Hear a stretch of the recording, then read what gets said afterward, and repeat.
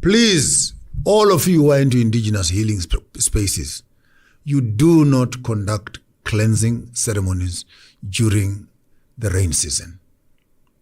Just use common sense. The rivers are full.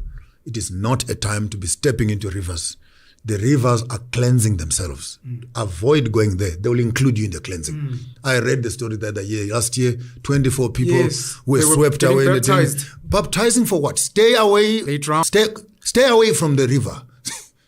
She's cleansing herself. That is powerful. Nature is cleaning up all the rubbish that has been accumulating, pulling peppers and stuff we've been throwing on the road and allowing nature to clean. No, you jump in there. You become part of the rubbish. So it needs a bit of intelligence also. Please, please, please, as an announcement, stay away from rivers and lakes. Avoid cleansing ceremonies during this season. It is not safe as a safety measure.